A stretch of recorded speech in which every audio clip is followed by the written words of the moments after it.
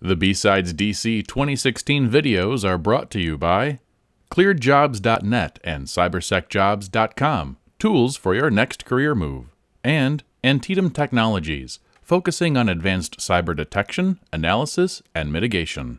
Good afternoon. My name is Ortiz, and thanks for showing up to act and think like an epidemiologist. You can't hear me? Can you hear me now? Oh man. Can you hear?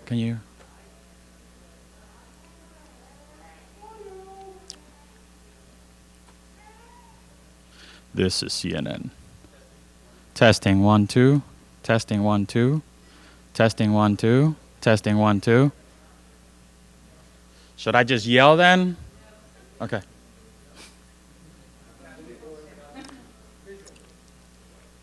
Yeah. Okay, testing 1 2. Testing. No? Testing, guys. Testing. Can you hear me in the back? If not, can you move up, please?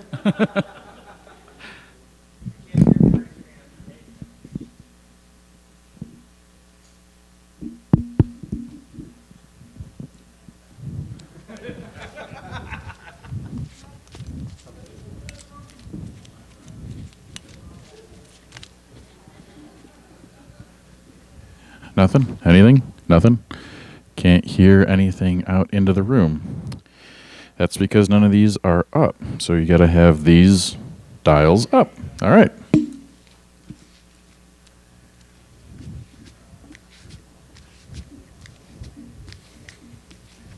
So glad I can edit this part out. There you go. Sorry about that. Thank you.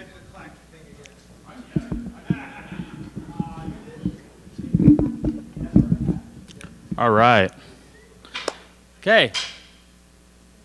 With that, my name is Ortiz. This is the only time I'll mention that I've been with Symantec 14 years, mostly as a systems engineer. In the last 2 years, I've changed into a different role, working with our innovation team. And this is one of the wonderful things I get to do, is present just these type of thought leadership type stuff and trying to convince you to convince others to think a little bit differently about the cyber situation. So I'm going to tell you a story, and then I'm going to show you a tool, and then I'm going to give you some tips that you can take back to the office. So it all starts with a visit to the doctor. So go to my doctor. This is like 5 or 6 years ago now. And yeah, that's me on the left. After I got my annual checkup, my doctor asked me, "So Ephraim, you're a smart guy." She assumed a lot. But she said, "You guys doing security are pretty smart. Your company has a lot of smart people researching all this antivirus stuff. So why do I keep getting viruses on my computer?" Right? This is like six years ago now. And it hit me like, wow, this is a very smart lady. She's been a doctor for a really long time. And she asked me this question. So I immediately just said, "Doctor, you're a very smart doctor. And I'm sure there's a lot of medical practitioners researching, Ebola and stuff. So why do I keep getting sick? Why do I keep getting sick?" And that kind of spawned an idea that, because I was able to educate a highly educated person on, and I made a bridge, right? I connected that bridge from her way of thinking to cyber. Anybody has a drink? And then she said, "Oh, I get it." So I started researching, and I had friends who were nurses, and they gave me all these books on epidemiology, basically level 6 viruses and stuff like that. This is before the whole thing in Africa happened. And one of the books mentioned a tool called Epi Info. So I guess none of you know what Epi Info is. It's a tool developed at the Centers for Disease Control that's provided to epidemiologists, so when they go out in the field to study malaria or smoking, Ebola, whatever, they enter the data into this tool, and then they run these statistical widgets that would either predict where people are getting sick, why they're getting sick, and so on. So I started playing with the tool just because I'm curious that way. And I ran some old data. This is from 1854. It's a very famous epidemic in London. And this is called an aberration detection chart. This is, you can see the little reference in the bottom. It's the Epi Info software. And I was like, oh, that's cool. What other stuff is in there? Oh, they have these 2x2 widgets. These little things you can run that you ask it, why did somebody get sick? Well, we don't know. So let's just find out, what did they eat at the picnic where a lot of people got infected? So some people ate bacon, some people ate butter, some people ate turkey, and so on. And they did these things called 2x2 tables. The laser's not as good. These 2x2 tables. So out of the 359 people that were at this massive picnic, 118 of them were exposed to the cooked bacon and got sick. 34 did not get sick. All right, bear with me. This is going somewhere. Okay? Bacon's good. So it wasn't the bacon. It was the butter that got everybody sick. So they found out that, that there was a larger proportion, 82%, almost 83, that if you had had the butter, you would have become sick. All right, so that's one tool. That's just the numbers. Okay, and then I had one of those midnight explosions in my mind, like, oh my God, this tool has a SQL connector. I wonder what happens if I plug it into the Symantec database. It's SQL.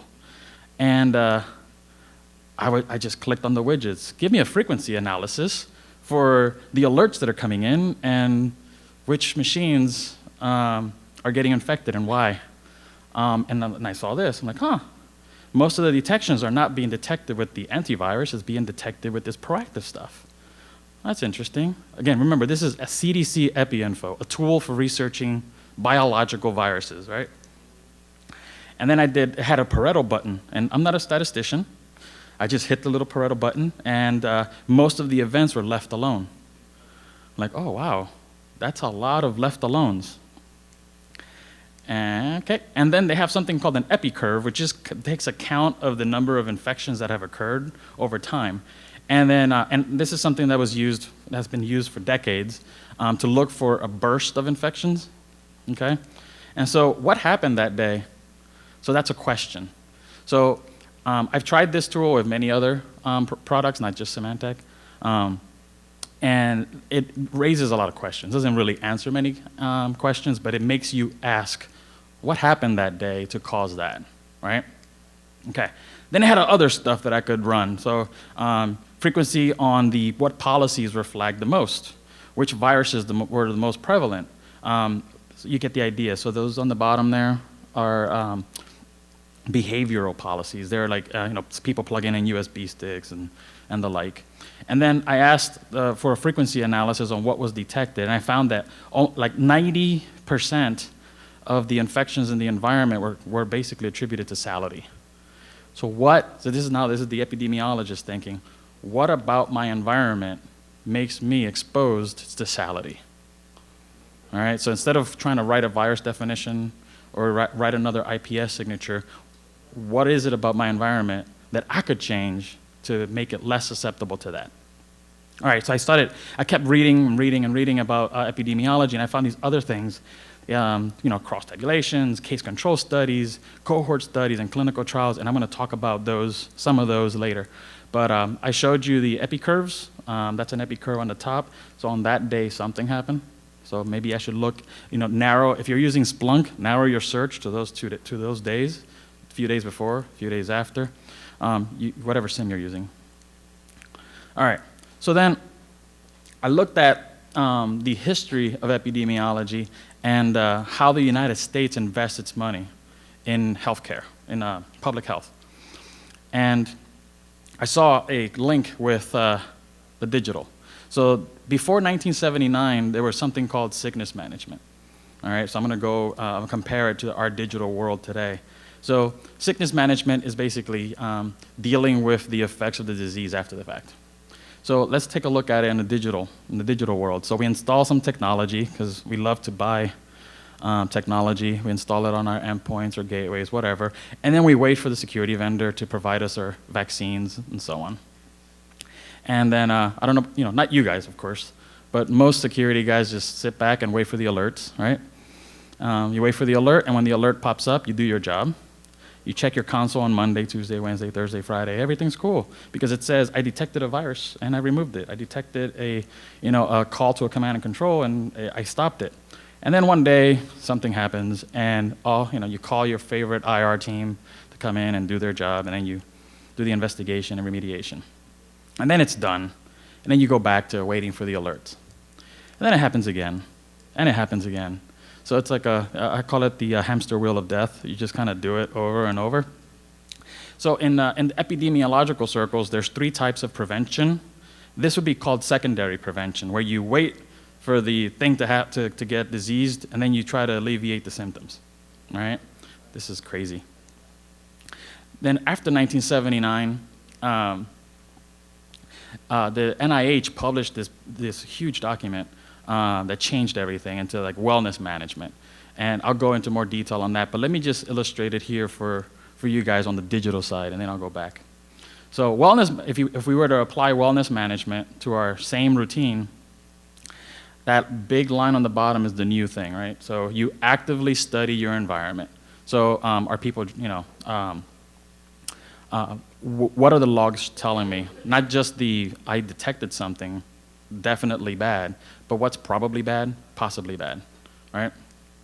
This is preventive security thinking, okay? So you study who's getting infected or who's running a certain application that's not signed, what are they doing, when are they doing it, where are they doing it. I have to be very careful, my kids are in the audience, so I can't use certain words, though there was a joke right there. Clinical and case control studies, you guys got it. So you study, the epidemiologists study like where did people drink water from? Where did they eat? What did they eat? Who were they with, right? And then you run some statistical analysis on it, and you get possibly infected, probably infected, or confirmed. Those are the 3 things that they look for, whereas management wants to know, there definitely is a breach or we're definitely clean. It's like a 0 or 100%. Epidemiologists take a different approach. You could be sort of sick, right? You got Ebola on Monday, but you're not going to show symptoms for like 7 days. But if you're exhibiting the symptoms, initial symptoms, then if you start reacting towards the beginning, you have a better chance of containing that thing, right? All right, so wellness management requires that you institute controls. And I think everybody in here has instituted controls, but an epidemiologist will do it a little bit differently, I think, than most people I see, where instead of just deploying that IPS policy or that firewall policy or AV or whatever DLP policy, they would deploy their wish policy. Like, what policy would you love to deploy in log mode, right? So management won't allow you to install, to block USB. They won't allow you to block certain applications from ever being blocked. So why don't you turn on your wish list, then after a few weeks or months, you decide how long your clinical study should be, then you have evidence. Okay, this is what a very famous epidemiologist did, where he tried to convince management to institute a control, and they said, no, you don't have enough evidence. He collected the evidence, and when he presented it, they had no choice, because now they're liable, okay? So we need to do a similar thing. Okay, but we need to create those wish policies. So what ends up happening, I think, is that your number of incidents should go down, right? And I'll go into some studies that we've done later. But instead of just chilling back, okay, now I've done such a great job, now I can watch Netflix at work. How about go do more? Not that anybody does that, but do more studies. Okay, just study your environment more. If you're sick of endpoint security, go to DLP or your network IDS, whatever. Study them over a long period of time. And I want to say that this is very different than your IR guy, your forensics guy, your re-imaging guy, because we still need those people. This is the kind of, I tend to say it's boring, but exciting. Because you're going to look at the long term. You're not going to discover the APT. You're going to discover the behavior people do that exposes them to infection. So, like I said, if it's USB, if it's NAS, if it's the browser's not getting patched fast enough, if the plugins aren't getting patched enough, now you have evidence that you can send up to suggest our patching of the operating system is not enough. Maybe patching Adobe Acrobat is more important than patching the OS based on the statistics you've collected. I don't know. You know your neighborhood better than me, right? All right, so this is the Healthy People document that I copied quite a bit from. So this is the 1979 paper by NIH. You can download it. It's enormous. But here's a kind of what it was basically saying. Before 1979, the United States invested most of its budget for health on fighting the pathogen. Okay, so that's cholera, malaria. You can see them there. So that's antivirus, right? Fighting the pathogens. Okay. After 1979, after the CDC and NIH studied all this stuff, they realized, wait a minute, we could save more people's lives and have people live longer, not by focusing on preventing malaria, cholera, the flu, and E. coli, and so on, but just have them stop eating so many burgers. All right? Have them stop, driving without a seatbelt. Stop smoking, right? They found that these behaviors, in the document they're called lifestyle choices, made them die sooner. So how do we apply that to the digital? Well, first let's look at the controls that they put in place for the past and for past and post 1979. So before they, vaccines, you had sewage treatment plants, you had, the little signs that say wash your hands, and then all these controls to prevent like Spanish flu from spreading, put the face masks on. And after 1979, eat well, right? These are preventive controls. Exercise, don't sit on the sofa. That's what the sofa meant, by the way. Seatbelts were mandated, and thousands of people were saved the very next year, okay? Little, tiny controls and no smoking. So instead of focusing on, oh, I found the APT, or oh, I found this, and let me write this IOC, this is awesome. It's exciting, right? This is not the kind of work, that's great, but this kind of work is kind of the boring, drawn-out work that could have a huge impact because you're having people put on their seatbelt, all right? Stop smoking. So let's compare it in the digital. So this is before viruses, worms, Trojans, APTs, backdoors, all the cool stuff that we like to hunt. So how about if we just educate our users, observe our users? What are they doing? Are they BitTorrenting? Is that a real word? BitTorrenting at work? Are they touring? Are they running like a gazillion browsers that the corporation is not patching? And are they click addicts? I don't know if that's a thing, but like if that's a word, but you know who I'm talking about. If it has a hyperlink, I want to click it, right, people?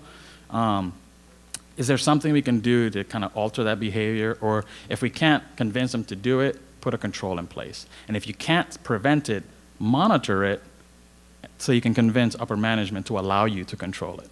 Because if you disable certain features, the masses are going to riot, right? So you're going to have to get management buy-in, and the only way you're going to get it is with evidence. You need evidence-driven security. So what kind of controls did we put in place for all the viruses, the Trojans, the PTs and stuff? Oh, anti-malware, network IDSs, endpoint IPSs, firewalls. We bought all this stuff. And then I don't know exactly when it started, but then we started using certificates and containerization, and we stopped focusing so much on the antivirus and started shifting over to policies, checklists, patching, security awareness programs, and so on. But I don't think we're not doing that enough. We need to focus a lot on this side, because buying 5 extra network IDS isn't going to do it. All right? We have to get the users to learn to cover their mouth when they cough, if you will, and don't eat that sandwich off the floor. Just you wouldn't pick up a sandwich and eat it off the floor, so why would you do it to a USB stick on your computer, right? All right.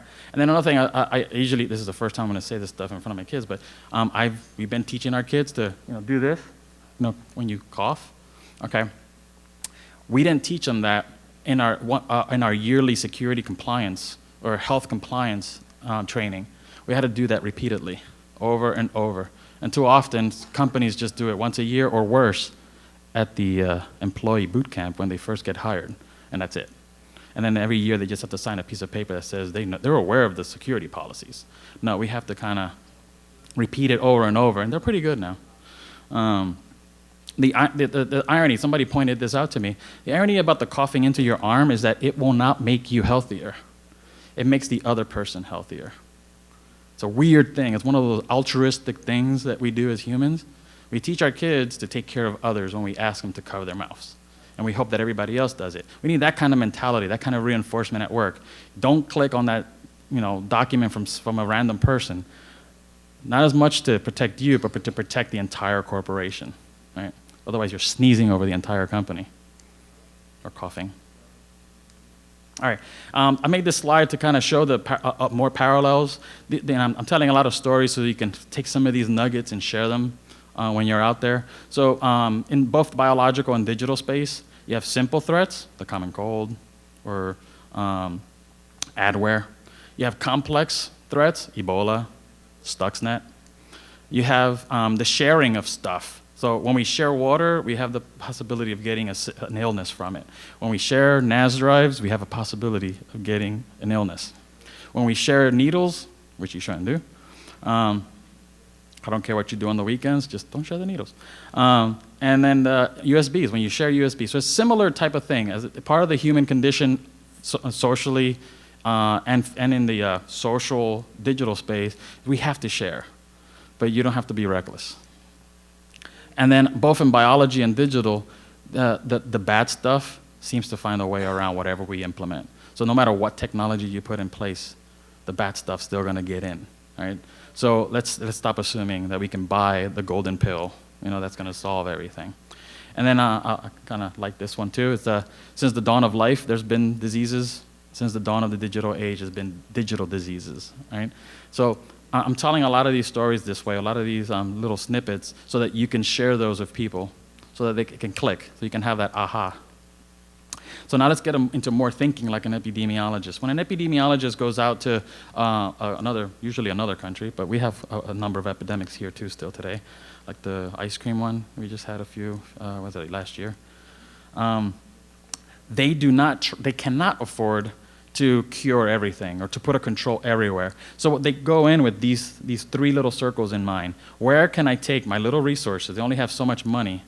Where can I apply my budget to stop the disease? And what that triad illustrates is that the disease can only occur, in this case an infectious disease, if you have all three. So if you can invest a little bit of money here, this is the pathogen, that's the thing that's actually getting people to get sick. If you can do something to prevent that, great, like a vaccine.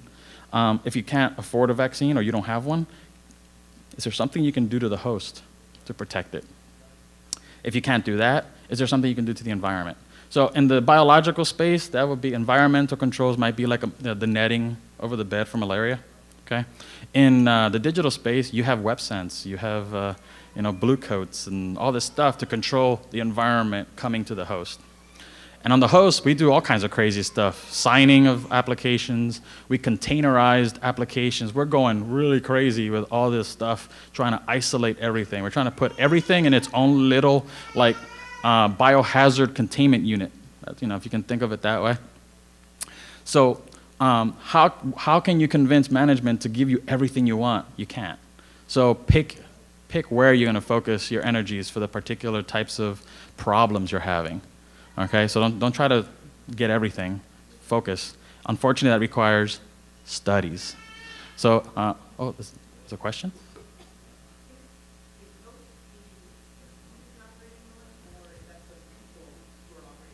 So thank you. So is the host the people or the computer?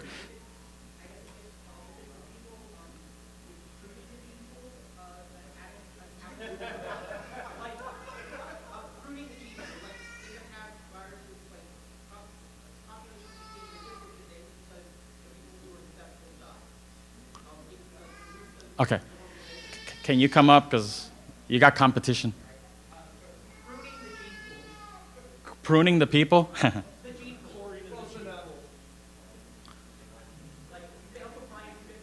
Oh, yeah, I wish we could do that.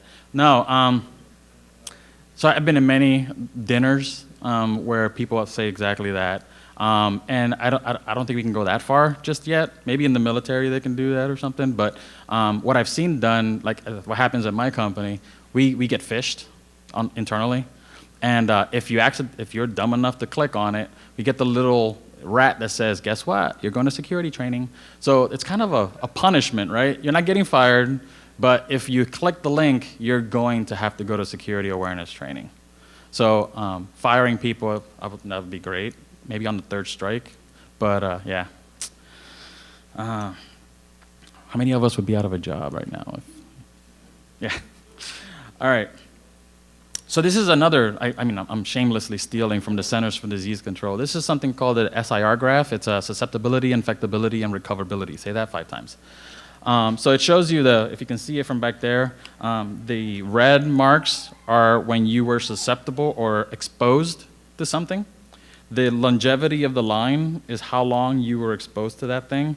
And then if you have a black anchor, you're dead. So you basically died. Okay, so that's one of the ways they plot out, okay, when somebody was exposed. This is how they determine things like the incubation period, and if you go more than 21 days without symptoms, then you're not going to get Ebola, right? Because they saw that the longest time was 21 days.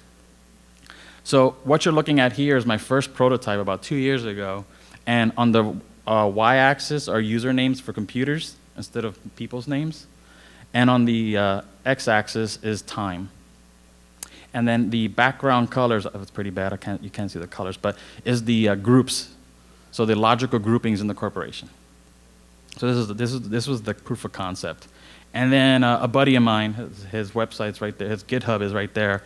We got together and built this tool. I'm totally ripping off the CDC.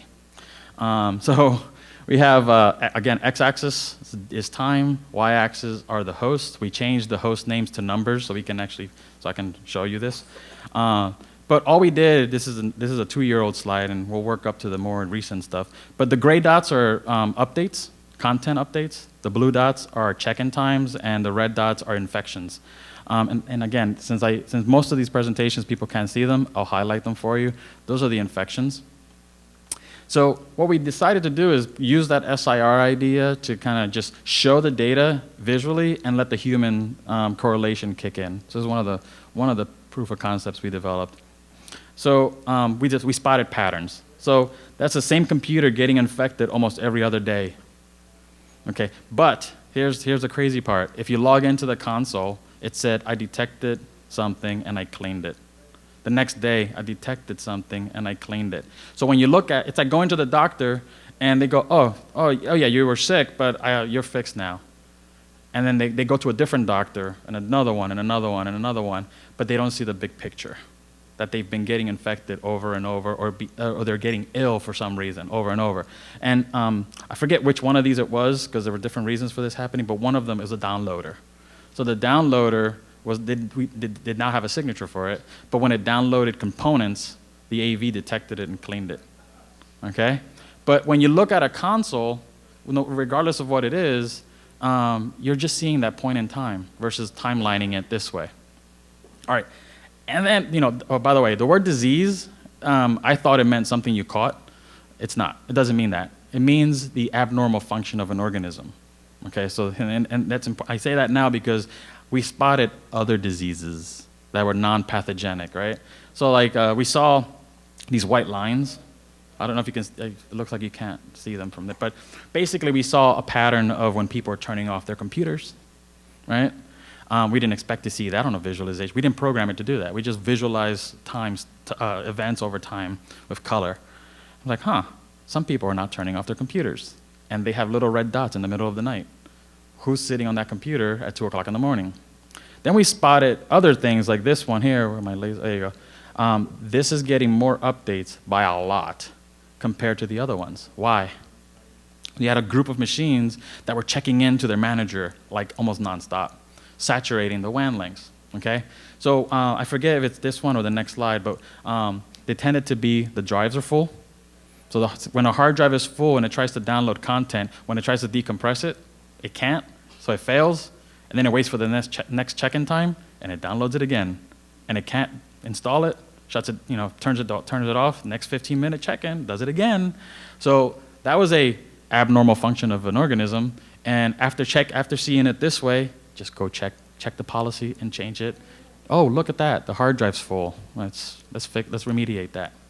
But those machines were now susceptible because they weren't getting their updates. And then this is another one where you had an entire office drop off, and they just stopped checking in. Okay, yeah. So on a console, when you're looking at thousands of machines or hundreds of machines, whatever your organization is, as you're scrolling down, if you see a big blank block, that would be a problem. All right. But if you looked at it just for the day, it looks fine.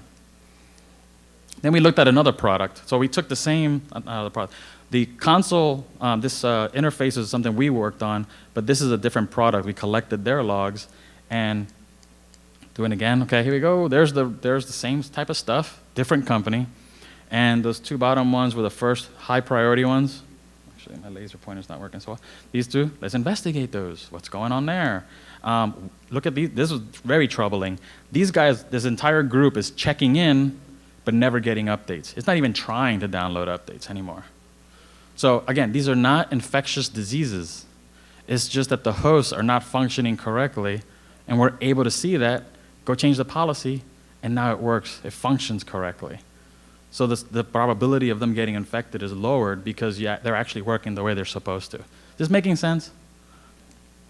And then these are machines that, the other machines were pretty consistent in being turned off at night. These were not. So they were violating policy. You're supposed to turn these off. So go force them to get turned off. Then one more. This is a later revision. This is back in like April 2015. This one we added application device control, so like what processes are executing, when they're executing, are USB sticks getting plugged in, all that stuff. And that's shown as green. So quickly you can see that two machines are very green. There's a lot of activity on those machines. They're violating a lot of policy. So why? And then my buddy made it so that when you click, what I ended up calling the patient report came up. There it is. So now it shows in color, it breaks out the firewall IPS, what files they downloaded, what AV signatures were triggered, and application device control. And very quickly you can, see that the firewall is getting hammered.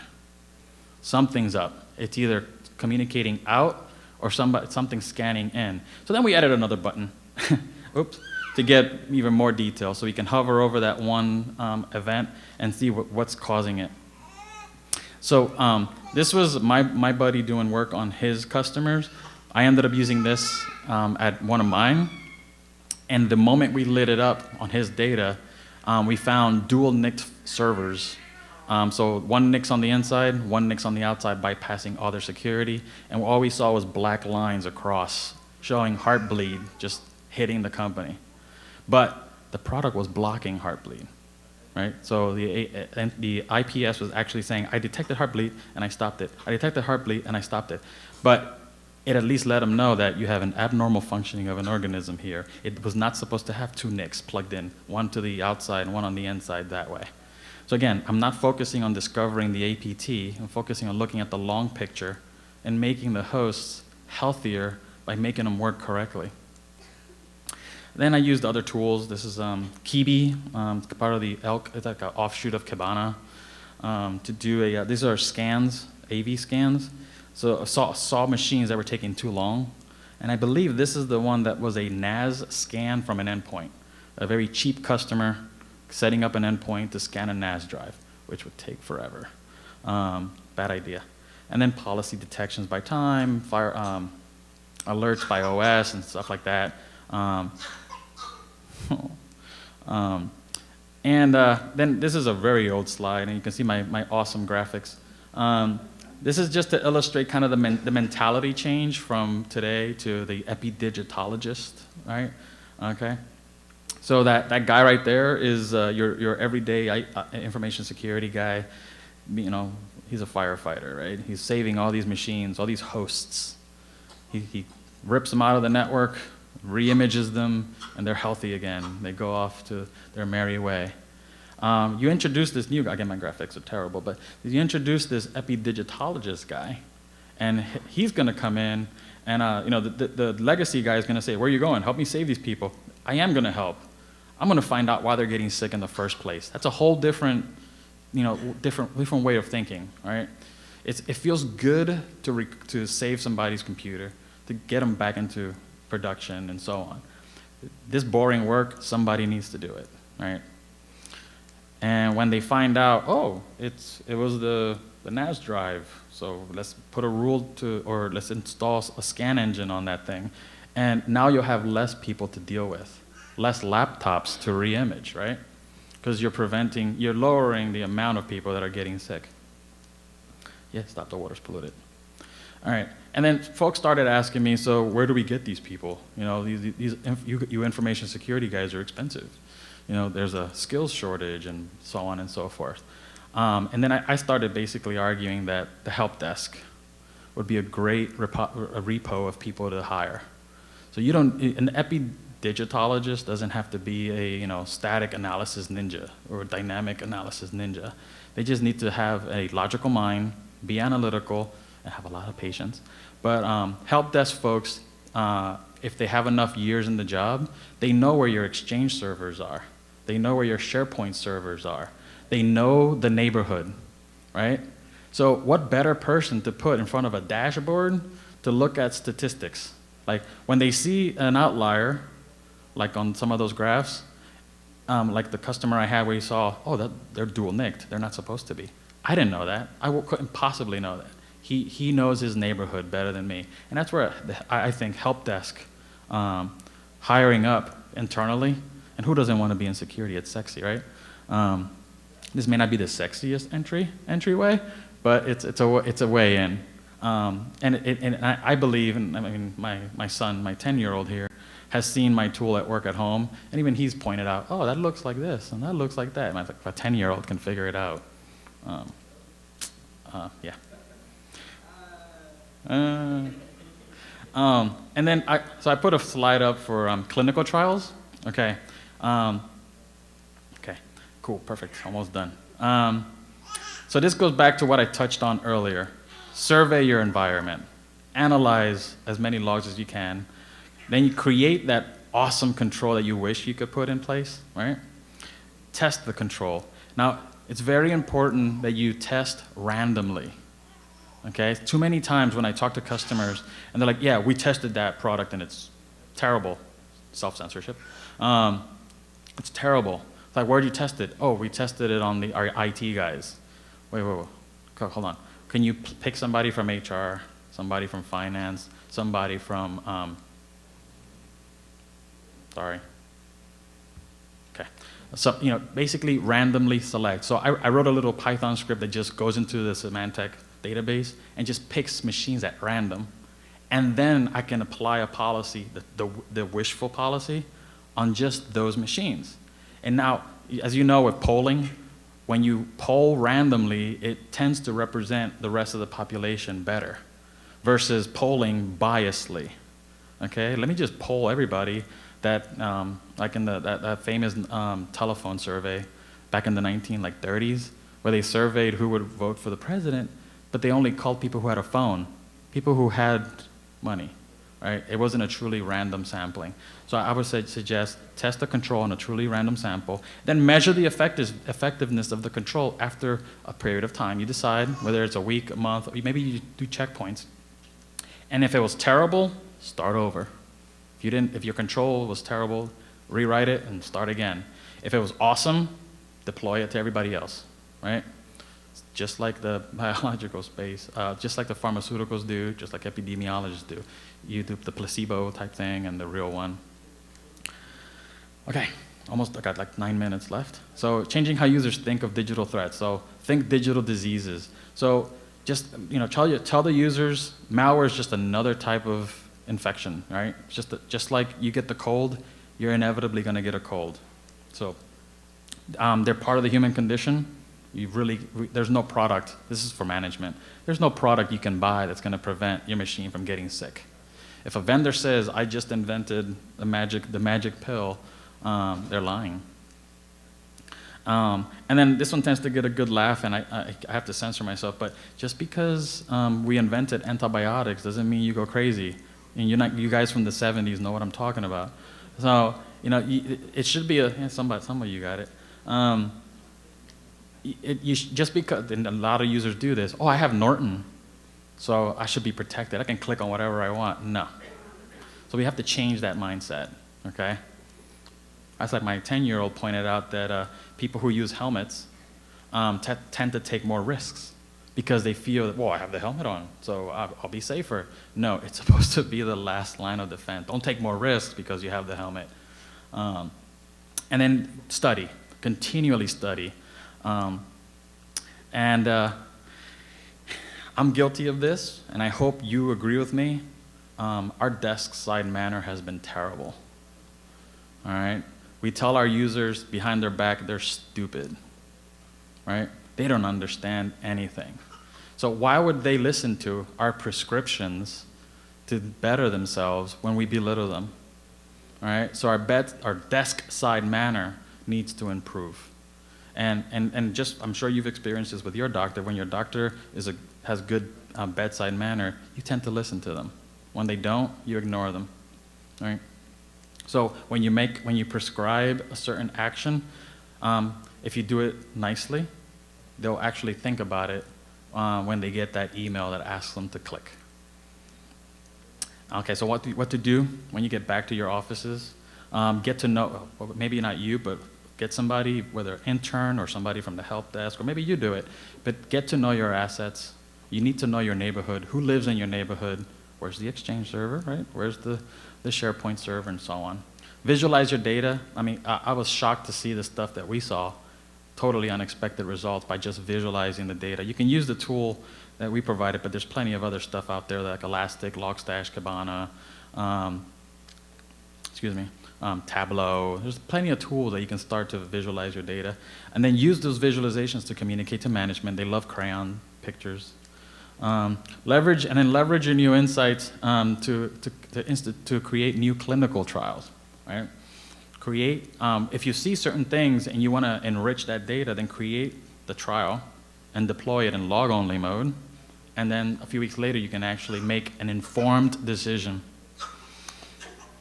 and then basically make it evidence-based. And I think I'm right on the money. Is there any questions? Fantastic analysis. Thank you for bringing this to our attention. Did you find in any of your studies here that there's such a thing as herd immunity or equivalent? Herd immunity? Herd immunity is where you get a certain percentage of the herd that you need, and it prevents the spread of disease. So not immunity. So when you have a customer that has the firewall and the IPS on some of their machines, I wouldn't call it herd immunity, but I would call it like alerts. Like they become like the neighborhood gossip. So if you were watching, I have many customers who don't have the IPS or firewall turned on, unfortunately. So when we tell them, turn it on a random set of machines, they become the canary. Okay, so it's not herd immunity, but at least you get, as long as it's random, because if you just turn it on IS, then so you have the canary to alert you, but you have to be looking, and not looking in that one day console. You got to look at it over time. Question in the back. So if you were to treat, like the CDC does, any kind of dysfunction with the computer as, if you look at the SOAP 7 and 59, it's all like diseases that are not believed. So I think an appropriate example might be the person with all equivalent of the application not listed. Applications that don't work together, they don't realize that the computer failed. Most of us, I think, would be an IT problem. But what you're saying, that's a security problem. Security needs to get involved. Yep. Because we need to start treating what we're talking now, IT instead of security. Yeah, so when you're right on, man. You're installing all these applications. What DLLs came with those applications, right, that introduce vulnerabilities? And if they installed it, you probably have no purview into them, so you're not going to patch it anymore. I'll use an example. Anaconda is holier than Swiss cheese, right? So somebody installs it because they need to write their little scripts, not knowing that they just opened up that machine to a ton of vulnerabilities, right? So yeah, when you install too many applications, it's somebody eating too many different things, or taking many different medicines. And you don't know what the interactions will be. Anybody else? All right, well, thank you for coming.